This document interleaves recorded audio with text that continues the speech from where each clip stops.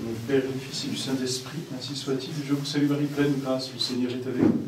Vous êtes bénie entre toutes les femmes, et Jésus, le fruit de vos entrailles, est béni. Sainte Marie, Mère de Dieu, priez pour nous pauvres pécheurs, maintenant et à l'heure de notre mort. Notre-Dame de la Sagesse, Saint Jean, Priez pour nous. Père, du Fils et du Saint-Esprit, ainsi soit-il. Après l'épisode court dans l'évangile de la femme adultère, j'ai moins de temps pour un épisode un peu plus long, c'est celui du chapitre 9, et c'est tout le chapitre 9. Donc, vous voyez le chapitre 6 de Saint Jean, je vous avais dit, c'est le pain de vie. Le chapitre 9, c'est l'aveugle-né. Alors, c'est un évangile que l'on a pendant le carême, je ne sais plus à quel moment exactement, mais enfin, c'est un mercredi de carême, c'est le mercredi des scrutins, peut-être du dernier scrutin, peut-être la 4e semaine par là, la 3e, je ne sais plus. On a ça donc un mercredi de carême. Si vous avez le bonheur de lire pendant le carême votre missel, puisque vous savez qu'il y a une messe chaque jour, vous l'avez sans doute lu, c'est long comme évangile. Donc je vais essayer de m'arrêter à l'essentiel.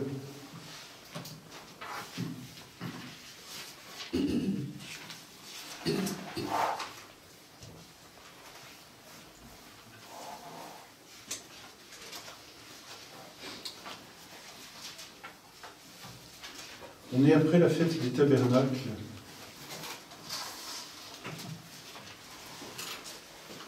Et on est toujours à Jérusalem. Juste avant, Jésus, donc ils ont voulu lapider Jésus, alors ils prient des pierres, c'est la fin du chapitre 9, du chapitre 8, pardon. À la fin du chapitre 8, donc il y a eu l'épisode de la femme adultère, c'est à la fin du chapitre 8 que Jésus dit, avant qu'Abraham fût, je suis. Alors là, ça les laisse dans l'épouvante quasiment. En vérité, je vous le dis, avant qu'Abraham fût, je suis. Alors, ils prirent des pierres pour les lui jeter, mais Jésus se cacha et sortit du temple. Jésus vit en passant, et voilà, là on passe au chapitre 9. L'épisode de l'aveugle, de ce qu'on appelle l'aveugle-né, puisqu'il est né aveugle, vraiment l'organe qui lui manque, se fait en 3 parties. Il y a la première partie, c'est assez drôle d'ailleurs, cet épisode-là. Il y a la première partie où l'aveugle rencontre Jésus. Il y a la deuxième partie où l'aveugle est seul et Jésus a disparu. Et puis il y a la troisième partie où l'aveugle retrouve Jésus, enfin re-rencontre Jésus, si vous voulez. Ce sont 3 parties distinctes de cet épisode, avec justement l'évangéliste qui nous rapporte, c'est assez rare, cette partie où Jésus est absent complètement. Mais alors la première partie, voilà, Jésus vit en passant un aveugle de naissance, c'est précisé. Il est connu comme tel, il est né aveugle, il n'a jamais vu, et il ne verra jamais, c'est clair. Et alors, voilà, verset 2, Maître, lui demandèrent ses disciples, est-ce que cet homme a péché, ou sont ses parents, pour qu'il soit né aveugle? Nous, on lit ça comme ça, on se dit, bon, il pose une question, mais la question, ici, que posent les apôtres, c'est la question qui nous tourmente tous. Pourquoi le mal? Au fond, c'est ça la question des apôtres. Ils ont un semblant de réponse. Il y a déjà un début de réponse chez les apôtres parce qu'ils connaissent les Écritures. Ils savent que le mal est venu dans le monde, comme dira saint Paul, à cause du péché. C'est le péché qui a introduit dans le monde le mal. Donc en fait, ici, les apôtres voient un mal, essaient de le relier à un péché. Et qui c'est qui a péché? C'est lui ou c'est ses parents? Mais la question, elle est là. La vraie question, celle qu'on se pose nous, même catholiques. La question que tous nos contemporains posent, et la question qu'ils nous posent comme étant la question piège, si votre Dieu existe, alors qu'il enlève le mal. Si Dieu est bon, pourquoi tant de mal sur la terre? Et on a besoin de cela, n'est-ce pas? Le mal, c'est une question qui nous taraude tous. La réponse, elle est difficile, on le sait bien, mais dans notre vie, on est confronté à des maux, on est confronté à des décès, on est confronté à des maladies, on est confronté à des accidents, on est confronté à des incompréhensions, vraiment. Pourquoi? Qu'est-ce que j'ai mal fait? Où est le problème? Mais qu'est-ce que fait le bon Dieu même, vous voyez? On rencontre des personnes comme ça. Qu'est-ce que fait le bon Dieu? Et même parmi nos fidèles, vous voyez, nos fidèles ont des attentes, parfois, vous en avez eu certainement, on prie, on fait des nomades, et rien ne vient, mais rien de rien, quoi. J'ai même vu, malheureusement, parfois des fidèles presque blasphémer. Que fait Dieu, quoi? C'est ce mal, qu'est-ce que c'est? On est face à un mystère avec le mal. Il y a un mystère dans le mal. Et le mystère du mal, c'est le mystère du péché. C'est le mystère du péché. Et le mystère du péché, c'est le mystère de la liberté de l'homme. On accuse souvent Dieu, enfin, on accuse toujours Dieu aujourd'hui du mal. Mais le problème du mal, c'est pas Dieu, c'est l'homme. Qui fait le mal? C'est pas Dieu qui fait le mal, c'est l'homme. Souvent, nos contemporains disent « si Dieu était bon, il n'a qu'à supprimer le mal ». C'est ces mêmes contemporains qui disent « la liberté, c'est un absolu ». C'est ça le problème. Alors, ou Dieu laisse le mal parce qu'il nous laisse la liberté de faire le mal, ou alors Dieu supprime le mal, mais dans ce cas, il supprime la liberté. Alors, qu'est-ce qu'on dit? Vive la liberté ou abat le mal? Mais ça va ensemble. Et si nos contemporains sont vraiment inconséquents, ils veulent une liberté absolue et ils ne veulent pas de mal, il faut choisir. Hein. Ou alors le bon Dieu vous enlève toute liberté, on redevient comme des animaux, il n'y a plus de mal, hein, c'est gentil. Enfin, il ne se passe plus rien, il n'y a plus de vie surnaturelle. Ou le bon Dieu nous laisse la liberté, et là on aura toujours cette possibilité, il y aura toujours du mal sur la terre, quoi. Là, il y a un mystère. Il y a un mystère. Et ce mystère, c'est le mystère de la liberté, c'est le mystère du péché. Les apôtres voient bien. Et comment répondre à ce mystère? C'est Jésus qui répond là. En fait, vous voyez, les apôtres ici posent la question, mais maître, pourquoi y a-t-il du mal? Qui a péché? Qui a péché? Le premier, c'est Adam et Ève. Hein, donc le mal, c'est notre vie depuis Adam et Ève. C'est une conséquence du péché originel. C'est une conséquence du péché originel. Il y a des maux qui ne sont pas la conséquence de nos péchés, forcément. C'est comme ça. Qu'est-ce que j'ai fait? Mais pas forcément quelque chose. Et ce n'est pas forcément la conséquence. Il y a des mots que le bon Dieu permet pour un plus grand bien. Et c'est incompréhensible pour nous. Là, les apôtres, cet homme est aveugle. Cet homme, ou c'est de sa faute. Enfin, les apôtres, comprenez bien, il est quand même aveugle de naissance. Donc, difficile de dire que c'est de sa faute. Hein. Il est aveugle de naissance. Donc les apôtres disent, c'est la faute de ses parents. Mais c'est cruel. Comment la faute, surtout dans l'Ancien Testament, il y a eu ce temps où on disait que la faute des parents serait rejetée sur les enfants, et puis Dieu dit, je ne sais plus dans quel prophète, qu'en fait, non, ce ne sera plus comme ça. Chacun paiera pour sa faute. Donc, qui a fait la faute? Si lui n'a pas pu la faire de faute, ce sont ses parents. Et si ce sont ses parents, c'est quand même pas injuste que ce soit lui qui souffre de la faute de ses parents. Les apôtres ont cette même question que nous, vous voyez, et on est tous comme ça, il y a une incompréhension.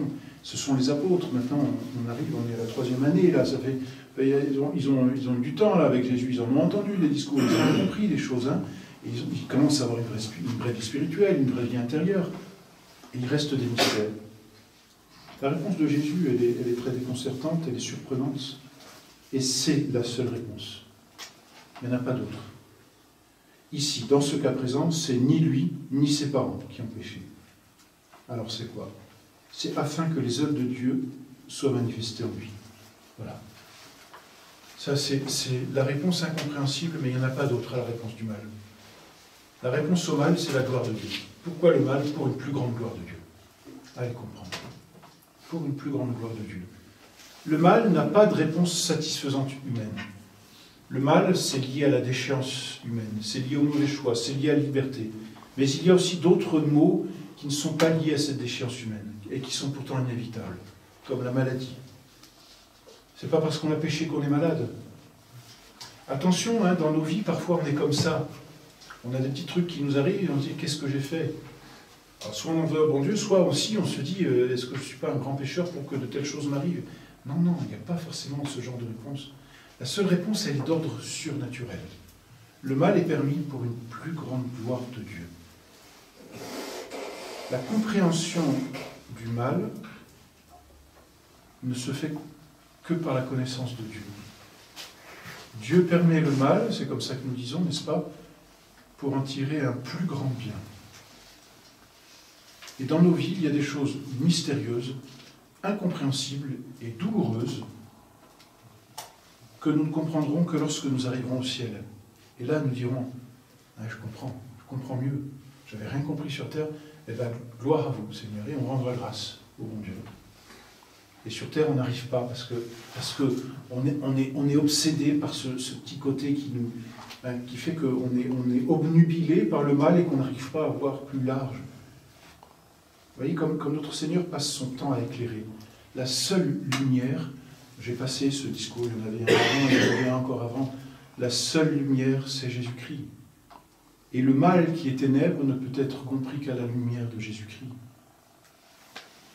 Jésus est la lumière et sur la terre, il passe son temps à éclairer, à nous éclairer. Ce n'est pas la lumière de Dieu que l'on pénètre le mystère du mal. En dehors, ce sont les ténèbres. Et vous savez, même avec notre intelligence, on peut comprendre beaucoup de choses. On peut se croire ou se dire intelligent, parfois en toute vérité, pour certaines choses. Mais en réalité, celui qui est le plus intelligent, c'est celui qui est la lumière de Dieu. C'est lui le plus intelligent. Un homme simple, vous voyez, un catholique qui n'a pas fait d'études, mais qui prie et qui se laisse illuminer par le bon Dieu, est bien plus éclairé, bien plus savant que celui qui aurait tout étudié sur cette terre, mais qui n'aurait pas la science de Dieu, qui n'aurait pas la lumière de Dieu. Et ça, nous devons nous le dire. Nous sommes bien plus savants par les lumières de Dieu, par les lumières de notre prière, c'est-à-dire par l'esprit de foi avec lequel nous vivons, que par toutes les lumières de l'intelligence. Parfois, on se dit que je suis nul devant les autres, j'arrive pas à répondre. Mais si vous êtes capable de dire que tout est grâce et que tout vient de la providence divine, vous êtes bien plus intelligent que n'importe qui. Mais d'une autre intelligence, pas d'une intelligence humaine, d'une intelligence surnaturelle, c'est-à-dire d'un regard de foi. Et notre Seigneur ici, il nous dit, ben voilà, dans ces mystères-là, remontez à la foi, cherchez pas.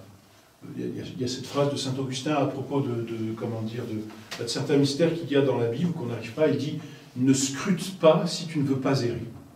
Voilà. Ne cherche pas si tu ne veux pas tomber dans le piège, dans l'errement. Il y a des choses que l'on ne comprend qu'à la lumière de Dieu.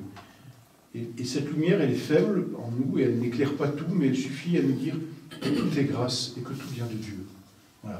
Voilà le premier point ici, la réponse de Dieu. Ça demande de notre part beaucoup de foi, hein, vraiment, beaucoup de foi.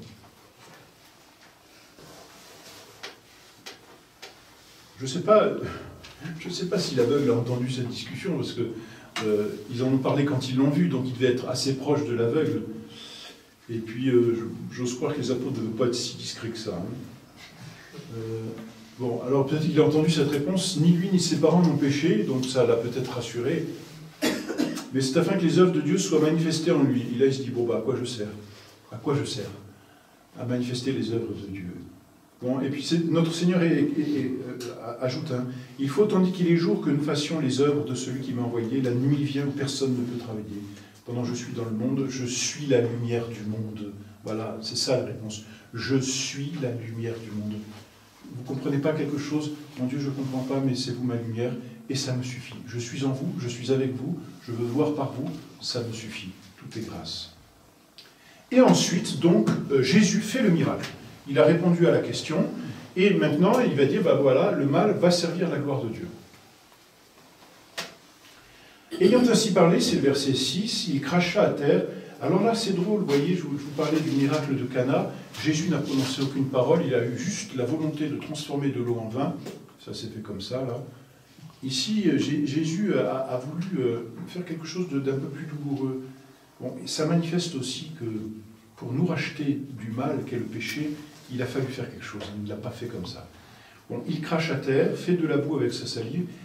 Ensuite, vous imaginez, c'est quand même un peu rebutant. Hein. Et puis, bah là, heureusement, l'aveugle ne voit rien. Je ne sais pas si les apôtres ont dit comme ça dans l'aveugle. Hein. Ils ont dû être un peu étonnés. Hein. L'aveugle ne sait pas trop ce qu'il a. Peut-être qu'il a entendu Jésus cracher à terre, je ne sais pas. Mais... Bon, il sent bien, on lui met quelque chose sur ses yeux, une espèce d'engoin. Bon. Jésus fait cela, et puis il ne fait pas de miracle. Ça, c'est drôle. Là aussi, c'est drôle. Il ne fait pas le miracle tout de suite. Le miracle va être en dehors de Jésus et loin de Jésus. Vous voyez, tous ces épisodes de Saint Jean sont chacun leur petite particularité, c'est ça que j'aime bien aussi. Donc il l'étendit sur les yeux de l'aveugle, donc le pauvre vieux, je pense qu'il a dû se passer un peu la main, parce que je ne sais pas ce que c'était, comme si c'était gras, si c'était bon, peu importe. Et il lui dit, va, lave-toi dans la piscine de Siloé. Très drôle, il est aveugle. Bon, peu importe. Il connaît, enfin c'est quand même assez, moi je suis très surpris hein, de voir, vous en avez vu des aveugles qui avancent comme ça assez rapidement hein, avec leur canne et qui ont cette sensation des choses, ils ne voient pas, mais les autres sens sont plus développés. Donc il était certainement capable de marcher, ou peut-être y avait-il quelqu'un qui l'accompagnait, je ne sais pas. En tout cas, Jésus lui dit, va, lave-toi dans la piscine de Siloé, et c'est un jour qui est bon, nous précise Siloé, ce mot se traduit par envoyé.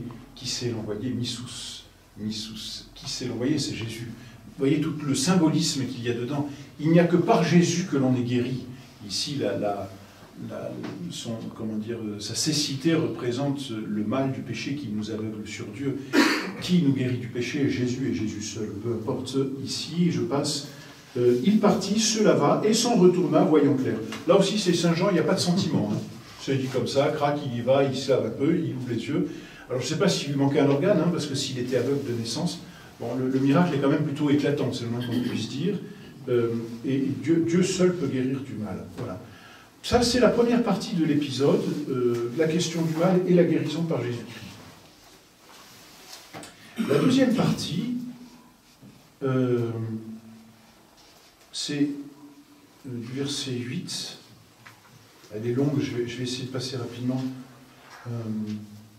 J'ai du verset 8 au verset 34. Là, l'aveugle est seul. Jésus a disparu. On ne sait pas. Alors nous, on est pris par l'histoire. J'aimerais bien savoir ce que fait Jésus. Jésus pense à cet aveugle. L'aveugle, il est dans la pensée de Jésus.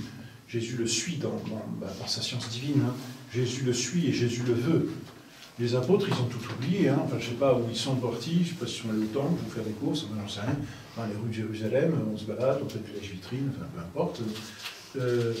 Les apôtres, ils ont certainement oublié cet épisode. Jésus n'oublie pas. Jésus n'oublie chacun d'entre eux. N'oublie pas chacun d'entre nous. Nous sommes tous dans la pensée de Dieu. Et donc tout ce qui va se passer pour la gloire de Dieu. Et Jésus va servir de cet aveugle. Ici, l'aveugle, donc, il voit. Les voisins et ceux qui l'avaient vu auparavant demander l'aumône disaient « Mais c'est pas lui qui était assis mendiant ?» Les uns répondaient « C'est lui », d'autres « Non, mais non, mais il lui ressemble. Si c'est pas lui, c'est donc son frère, n'est-ce pas ?» Mais lui disait « C'est moi. » Ils lui dirent donc « Comment tes yeux ont-ils été ouverts ?» Et il répondit « Un homme, celui qu'on appelle Jésus. » Il n'y a pas encore la foi hein, ici. Il y a une certaine foi, mais c'est pas clair encore, hein, c'est pas manifeste. Un homme, celui qu'on appelle Jésus, a fait de la boue. Il l'a étendu sur mes yeux et m'a dit « Va à la piscine de Siloé et lave-toi. » J'y ai été, et m'étant lavé, j'ai recouvré la vue. « Où est cet homme ?» lui dit-il. Il répondit « Je ne sais pas. » C'est drôle, hein. Il est guéri et il ne connaît pas cet homme, il ne l'a jamais vu. Il ne peut pas le décrire, il ne l'a pas vu. Il l'a entendu, mais il ne l'a pas vu, il était aveugle, n'est-ce pas? Et donc il ne peut pas le reconnaître, il ne sait pas qui c'est. Et donc il ne sait pas où il est. On dit qu'il s'appelle Jésus. Au passage, notez, je ne l'ai pas dit, mais il l'envoie à la piscine de Siloé. Il aurait pu dire, bon, c'est gentil, mais tu ne peux pas faire un miracle comme tu as fait avec les autres. Nous, on attend souvent des choses. Et en fait, le bon Dieu passe par l'ordinaire pour nous donner des grâces. Passe par ces petits commandements. Ça paraît des riens, et c'est à travers ces petits riens que Jésus sanctifie. Bon, alors c'est là où les voisins sont quand même pas sympas, parce qu'ils l'ont emmené vers les pharisiens. C'est vraiment pas sympa. Je pense que lui s'en serait bien passé aussi de cet épisode. Donc, ils menèrent aux pharisiens, celui qui était aveugle. Bah, on s'est attroupé, hein, qu'est-ce que vous voulez? C'est comme ça. Je ne sais pas si vous avez déjà vu, mais les enfants, quand il y a une bagarre, il y a une bagarre, il y a un petit attroupement qui se fait, et puis dès qu'il y a quelque chose d'extraordinaire, il y a du monde, quoi. Donc là, il y a quelque chose d'extraordinaire. Tout comme c'est toi, t'es sûr que c'est toi? Tu vois? Oui, c'est moi. Bah, attends, on va voir les pharisiens. On va voir les pharisiens. C'était un jour de sabbat que Jésus avait fait ainsi de la boue et ouvert les yeux de l'aveugle. Ici encore, et je passe un jour de sabbat, c'est souvent, hein, Jésus est un provocateur avec les pharisiens, hein, le jour du sabbat, on a le droit de rien faire. Et je reviens à ce que je vous disais à propos de la femme adultère. Elle aurait dû être lapidée. Bien sûr, le sabbat, c'est une loi divine ici, ne rien faire. Mais il y a l'esprit de la loi. La loi ne rien faire, certes, mais faire la charité, oui, quand même. Même le jour du sabbat, on a le droit et on doit faire la charité, vous voyez. Ça, c'est la leçon que donne Jésus. Le sabbat, c'est le jour qui est donné pour Dieu. Qu'est-ce qu'on donne à Dieu? Notre amour. Et qu'est-ce que l'amour de Dieu? La charité. Il n'y a pas et il n'y a jamais d'interdiction. Jamais. Et en aucun cas, il ne peut y avoir d'interdiction à la charité. Ce n'est pas possible. Parce que la charité, c'est la loi suprême. Elle est au-dessus de toutes les lois. Et c'est ça que Jésus explique à chaque fois qu'il fait ses miracles le jour du sabbat. La loi du sabbat, c'est la loi de la charité, c'est la loi de l'amour. Elle est au-dessus de toutes les lois. Et c'est ce que rappelle ici Jésus. Je le dis en passant parce qu'on n'a pas le temps. Mais voilà. Donc c'est un jour de sabbat que Jésus fait ce miracle. À leur tour, les pharisiens lui demandèrent comment il avait recouvré la vie. Il leur dit, bon, vous voyez, et il raconte. Et alors les pharisiens lui disent, cet homme n'est pas un envoyé de Dieu, parce qu'il n'observe pas le sabbat. Le pauvre aveugle, je pense qu'il est fier. Hein. On fait un miracle sur lui, vous imaginez. Moi, j'ai jamais fait de miracle et j'ai jamais reçu de miracle. Donc, mais avant, vous imaginez, vous recevez un miracle, on est fier, quoi. Hein. Alors on dit, vous savez pas ce qui m'est arrivé. J'étais malade et j'ai guéri du jour au lendemain, sans rien. C'est le bon Dieu, quoi. Et alors on a dit, c'est vraiment un miracle de Dieu. Enfin, si j'ai quand même obtenu des grâces, merci mon Dieu, et on est content de dire, vous savez, j'ai obtenu cette grâce, c'est bon Dieu. L'aveugle, il rayonne ici, il rayonne de Dieu. Vous ne savez pas ce qui m'est arrivé. Et il le dit aux pharisiens, puis en toute bonne foi, puis avec beaucoup de joie. Imaginez, il ne voyait rien, il voit tout, il découvre les couleurs, il découvre ce que c'est qu'un homme, il dit, ah, c'est comme ça un homme, tiens, enchanté, enfin, vous voyez, il découvre tout. Et alors, il est content, il dit, vous savez ce qui m'est arrivé? Il a pris de la boue, il m'a dit, va à la piscine, j'y suis allé, je me suis lavé, et je vois. Et alors, il se dit, tout le monde va être aussi enthousiaste que moi. Et là, il se prend un mur. Hein. Les pharisiens, d'un coup, cet homme n'est pas un envoyé de Dieu. Il n'observe pas le sabbat. Autrement dit, c'est un pécheur. Et d'ailleurs, d'autres disaient, comment un pécheur peut-il faire de tels prodiges? Et la division était entre eux. Ils dirent donc de nouveau à l'aveugle, et toi, que dis-tu de lui, de ce qui t'a ouvert les yeux? Il ne sait pas encore que c'est Jésus, enfin il sait qu'il s'appelle Jésus, mais il n'a pas encore la connaissance de Jésus, sa foi n'est pas parfaite. Il dit c'est un prophète, ça veut dire c'est un envoyé de Dieu. Bon, alors on le chasse. Et qu'est-ce qu'on fait? On va chercher ses parents. Pauvre vieux. C'est vraiment la sale histoire. Hein. Il est tout content de retrouver la vue, il s'en prend plein de la part des pharisiens, et non seulement lui, mais aussi ses parents. Ça a dû l'attrister profondément. On va chercher les parents. Je passe cet épisode, j'aime bien, mais les parents ont une grande crainte. Hein. Bon, les pharisiens étaient craints, c'est normal. Donc les parents, écoutez, il est majeur, il a 18 ans, il est vacciné, interrogez-le, il est capable de vous répondre. Nous, on sait que c'est notre fils et on sait qu'il était aveugle. Maintenant, on a bien constaté qu'il voit. Comment ça s'est fait? Avec qui? Ça, je vous laisse voir avec eux. Hein. Ils avaient peur d'être chassés des synagogues. Bon, alors qu'est-ce qu'on fait? On fait revenir l'aveugle, quoi. Deuxième passage chez les pharisiens. Non, mais vous imaginez, ça c'est nous dans notre vie. De temps en temps, on a envie de dire, oh mon Dieu, là vous êtes un peu vache de me laisser comme ça, un peu sans aide. Le bon Dieu, Jésus n'est pas là. Hein. Jésus n'est pas là. La femme adultère, Jésus est resté, il s'est retrouvé seul avec elle. Jésus guérit l'aveugle et il lui dit, allez, débrouille-toi, tout seul. Hein, c'est ta période d'essai. Alors, pauvre aveugle, il se retrouve seul. Et là, le pharisien lui dit, allez, reviens. Donc, on le fait revenir devant les pharisiens. Pas drôle, hein, vous savez, quand vous avez le supérieur ou le patron qui vous dit, tiens, vous pouvez passer me voir dans mon bureau. On n'est jamais fiers. Hein, même encore maintenant, moi, quand le prieur me dit, tiens, vous pouvez venir me voir dans mon bureau, je dis, tiens, qu'est-ce que je peux faire? C'est juste là pour un papier. Ah oui, bon. Et puis le carrelage plutôt vert ou rouge. Ah bon. On était en train de faire l'examen de conscience, qu'est-ce que j'ai encore fait? Non, c'était pour une couleur de carrelage, je m'en fous. Voilà. Et là, les pharisiens lui disent, tu viens, et bon, ben lui, il sait pourquoi, il l'interroge. Donc, c'est verset 24, je passe. Hein. Les pharisiens firent venir une seconde fois l'homme qui avait été aveugle et lui dirent, rends gloire à Dieu. C'est vraiment des pharisiens, c'est des hypocrites. Rends gloire à Dieu, 2 points, enfin ici c'est point d'exclamation, et la suite, nous savons que cet homme est un pécheur. C'est-à-dire, rends gloire à Dieu et accuse cet homme d'être un pécheur. Waouh, c'est quand même fort. Hein. C'est quand même fort. Parce que c'est les pharisiens, ils ont autorité. Donc ils lui disent rends gloire à Dieu, et le type il ne va pas dire non, moi je refuse de rendre gloire à Dieu. rend gloire à Dieu en disant que cet homme est un pécheur. Ils sont malins. Celui-ci répondit, s'il est un pécheur, je l'ignore. C'est quand même très beau, il ne tombe pas dans le piège, vous voyez. S'il est un pécheur, je l'ignore. Je sais seulement que j'étais aveugle et qu'à présent je vois. Ils lui dirent, qu'est-ce qu'il t'a fait? Comment t'a-t-il ouvert les yeux? C'est quand même, je veux dire, il ne s'est pas passé grand-chose. Hein. C'est quand même la 3e fois qu'il le demande. Hein. Notre Seigneur, l'aveugle ici ne diffame pas notre Seigneur, il ne fait pas de jugement ténéraire. Il loue Dieu. Je vous l'ai déjà dit. Voyez, et voilà ce que dit, et ça j'aime bien cette phrase, c'est le verset 27.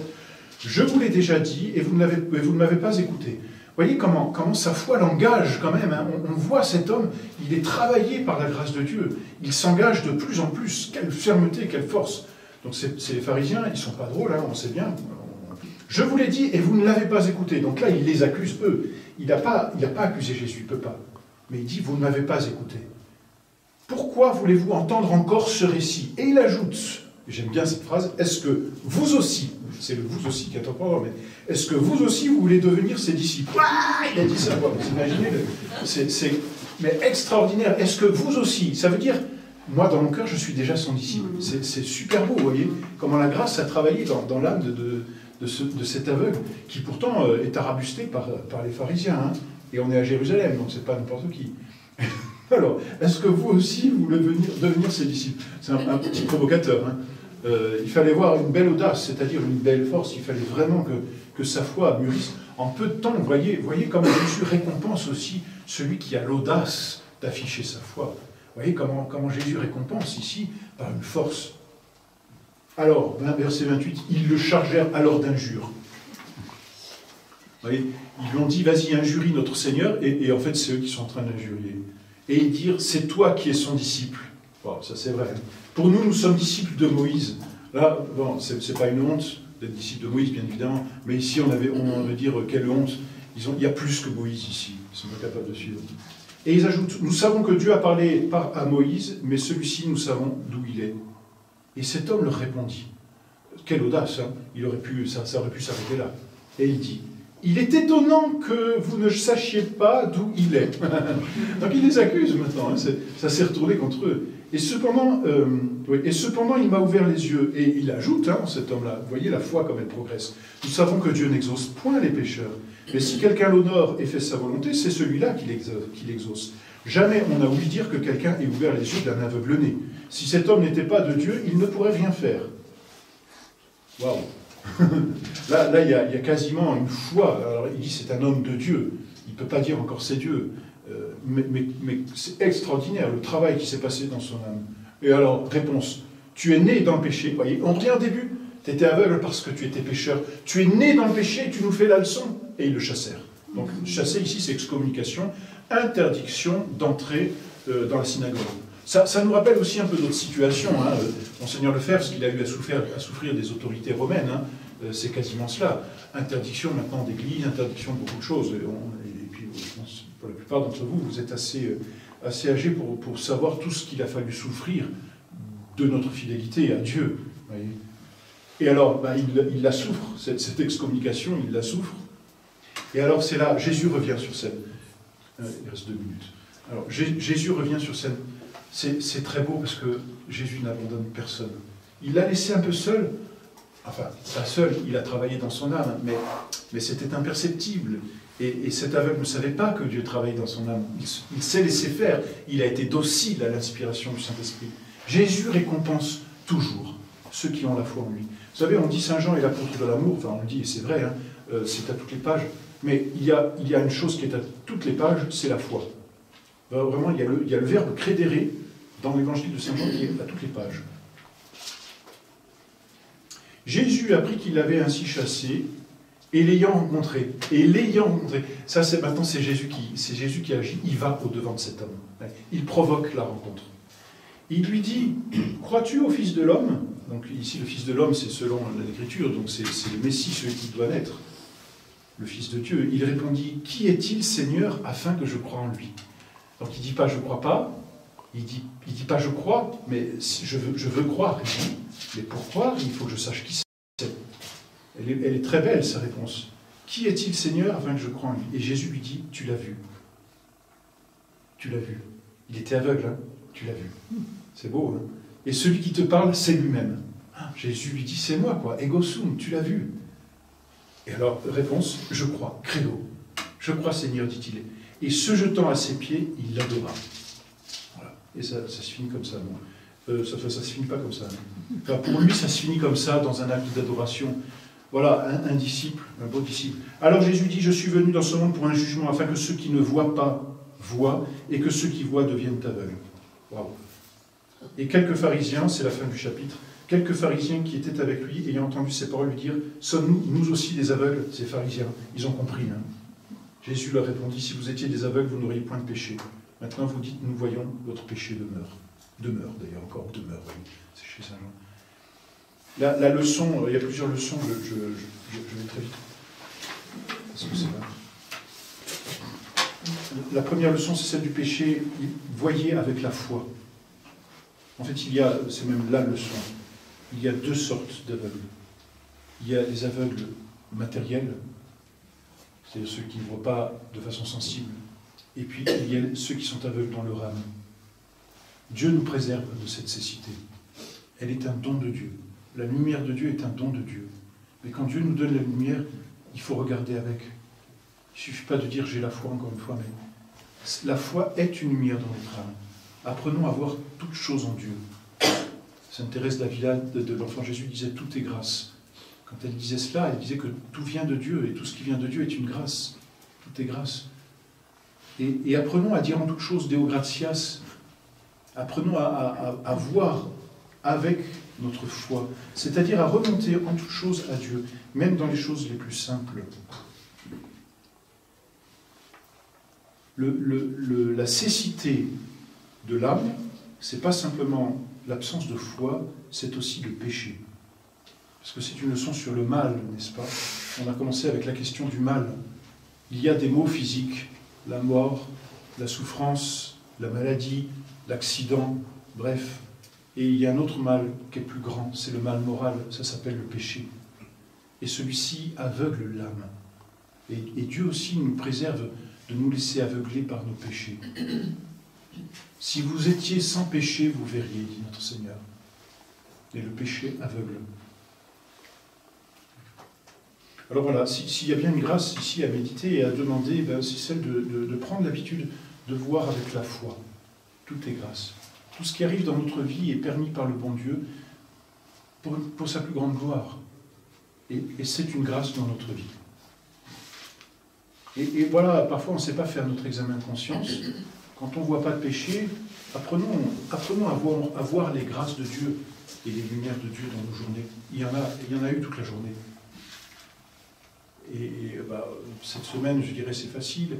Vous avez des moments de prière, des instructions, vous pouvez lire l'Évangile, voilà, vous pouvez vous confesser, vous communier. Ce sont des grâces de Dieu. Ça ne nous est pas dû. C'est gratuit. Et pourquoi il nous donne? Parce qu'il nous aime. Voilà. La grâce de Dieu est un fruit de l'amour de Dieu. On dit tous les jours, nous ouvrons bien, Odie, si vocem eius audieritis, nolite obdura recorda vestra. Aujourd'hui, si vous entendez sa voix, c'est-à-dire si vous recevez une lumière, si vous recevez une grâce, ne fermez pas votre cœur. Au contraire, ouvrez-les. Dieu frappe sans cesse à la porte de notre âme.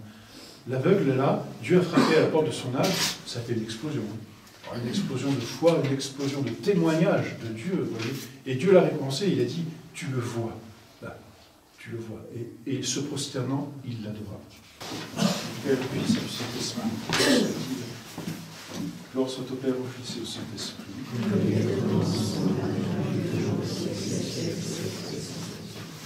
Aux saints anges gardiens, au nom du Père, du Fils et du Saint-Esprit, ainsi soit-il.